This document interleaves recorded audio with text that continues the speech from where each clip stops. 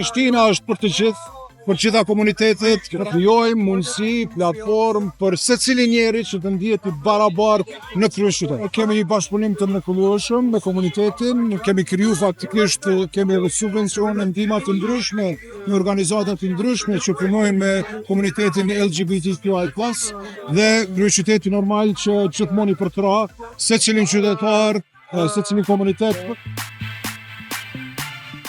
Sot jemi mbledhur në sheshin Skënderbej për të 9-ën herë me radhë për paradën e krenarisë në moton asnjëherë pa mbrapa.